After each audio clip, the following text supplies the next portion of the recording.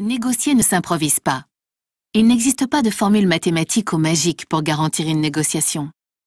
Pour réussir dans vos négociations, vous devez savoir donner des arguments factuels et un esprit constructif. Factuel. La discussion s'appuie sur des faits objectifs et vérifiables. Les sauts d'humeur et les intérêts personnels ne doivent pas dominer la conduite des échanges. Constructive. On ne cherche pas à écraser son adversaire, mais à bâtir une relation pérenne et profitable à chaque partie. Chacun doit sortir de la négociation en ayant le sentiment d'y avoir gagné quelque chose. Votre interlocuteur aura ses arguments et cherchera à prendre le dessus en vous déstabilisant. Vous devez garder votre calme dans toutes les circonstances, ne jamais montrer que vous êtes stressé et par conséquent, ne jamais adopter de posture agressive. Évitez l'empathie excessive. La négociation est une relation professionnelle. Il faut éviter de laisser une trop grande part au sentimental. Méfiez-vous des interlocuteurs qui tenteraient d'abuser de votre générosité en jouant sur la compassion. Dans les négociations, l'argument est l'élément clé de vos propositions. L'argumentation est le moment où vous avez besoin de donner des motifs raisonnables pour prouver et pour convaincre votre interlocuteur afin de parvenir à un accord. Votre argumentation doit être conduite de façon rationnelle tout en prenant en compte des études antérieures ainsi que le profil des interlocuteurs se joignant à la négociation. Un argument doit être choisi en fonction des besoins, des aspirations et de la motivation des négociateurs. L'argumentation sélective présente plusieurs avantages. Gestion du temps de parole, donc confort fournisseur et valorisation client. Gestion du temps de la négociation. Économie de temps liée à l'absence d'arguments inutiles. Diminution du risque d'objection. La conclusion devient logique, donc efficacité maximum. Image de professionnalisme.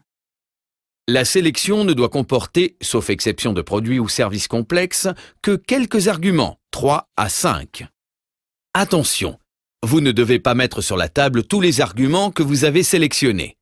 Gardez-en quelques-uns en réserve que vous utiliserez si votre interlocuteur aurait besoin d'informations précises par exemple. Voici quelques conseils pour vous aider à trouver et sélectionner des arguments. Transformez les caractéristiques de vos produits ou services en avantages, puis en bénéfices avec un impact positif. Rassemblez les preuves et les démonstrations qui seront utilisées lors de l'entretien.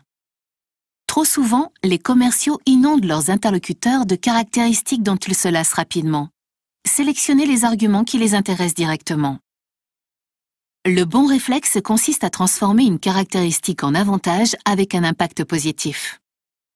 Par exemple, si le prix d'une offre commerciale ou le budget du développement d'un projet est un point bloquant au cours de votre négociation, faites valoir son ROI et calculez son retour sur investissement dans les grandes lignes en mettant en avant l'amélioration de la productivité de l'acheteur, par exemple.